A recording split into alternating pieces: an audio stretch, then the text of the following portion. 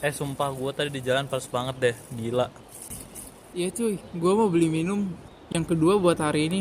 Ya dah, tahan kemarin-kemarin nggak sepanas ini dah. Kalian ngerasa nggak sih cuaca sekarang tuh nggak normal?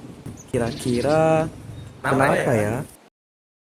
Apa sih pemanasan global itu? Apakah nampak seperti bumi yang dibakar atau seperti bumi yang sedang direbus? Tentunya bukan seperti itu. Pemanasan global atau sekarang lebih dikenal dengan perubahan iklim global adalah kondisi memanasnya iklim bumi secara umum akibat ulah manusia yang telah berkontribusi memproduksi gas-gas rumah kaca ke atmosfer sehingga berdampak besar terhadap kondisi temperatur di permukaan bumi yang bertambah panas.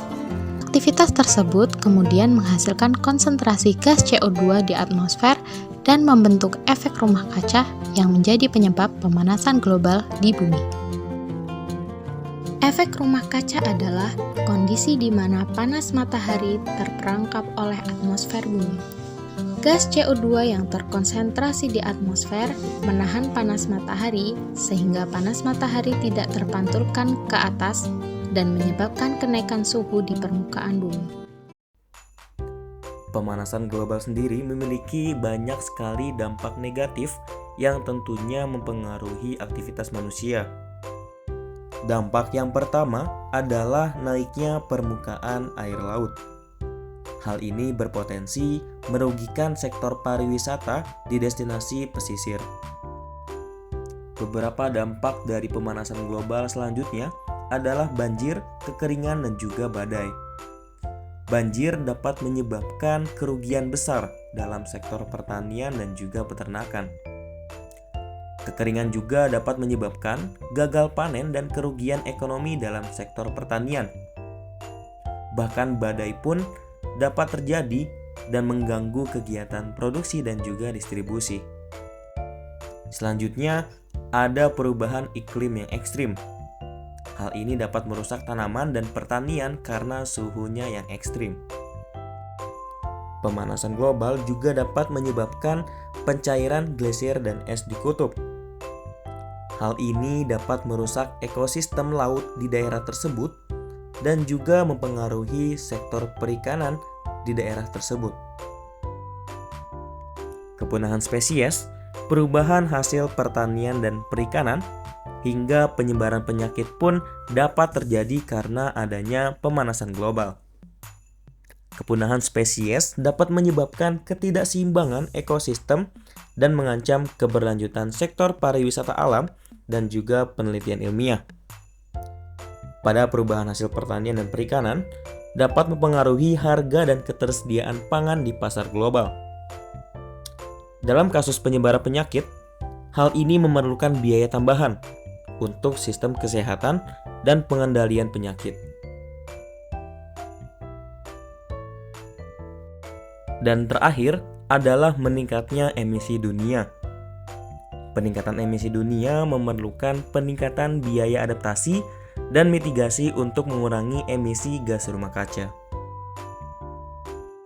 Berdasarkan data ini, dapat terlihat bahwa emisi gas rumah kaca di udara cenderung stabil dari 797.980 tahun sebelum hingga 97.980 tahun sebelum, namun cenderung naik dari 97.980 tahun sebelum hingga tahun 2020.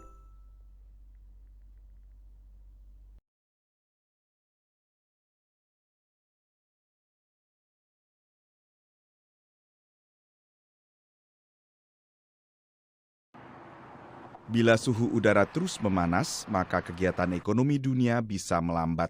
Demikian temuan University of California at Berkeley. Our best estimate is that the global economy as a whole will be 23% smaller in 2100 than it would if we avoided climate change entirely. Kesimpulan ini diperoleh dari penelitian terhadap hubungan suhu udara dengan aktivitas ekonomi di 166 negara selama kurun waktu 50 tahun. Suhu optimal bagi kegiatan ekonomi adalah 13 derajat Celcius atau rata-rata suhu di negara dengan perekonomian terbesar saat ini.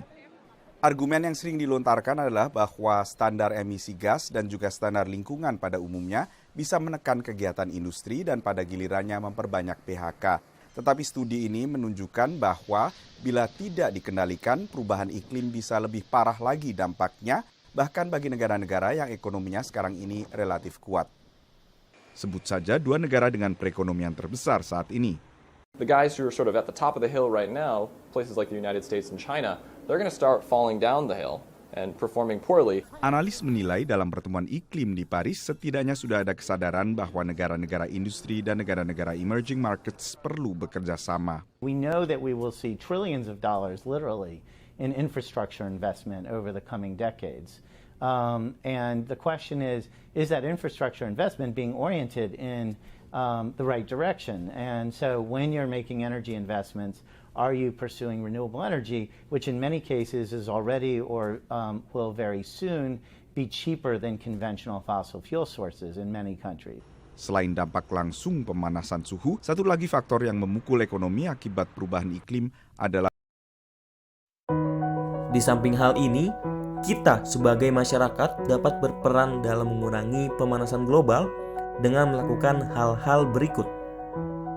Menggunakan kendaraan umum, bersepeda atau berjalan, menggunakan lampu hemat energi dan mematikannya saat tidak digunakan, mengurangi penggunaan produk-produk yang tidak ramah lingkungan, menggunakan barang-barang daur ulang, menggunakan kembali barang-barang yang tidak terpakai, dan yang terakhir adalah menanam tanaman atau pohon di sekitar kita. Selain itu, kita juga perlu mendesak pemerintah untuk mengambil kebijakan yang mendukung upaya pengurangan emisi gas rumah kaca. Pemerintah dapat melakukan hal ini dengan memberikan subsidi untuk energi terbarukan, meningkatkan pajak untuk bahan bakar fosil, dan menerapkan regulasi yang ketat untuk mengurangi emisi dari industri dan sektor lainnya. Pemanasan global adalah masalah yang kompleks dan membutuhkan upaya bersama dari semua pihak untuk mengatasinya. Kita semua dapat berperan dalam mengurangi emisi gas rumah kaca dan melindungi lingkungan untuk generasi mendatang. Mari kita mulai dari diri sendiri dan lakukan perubahan kecil dalam kehidupan sehari-hari kita.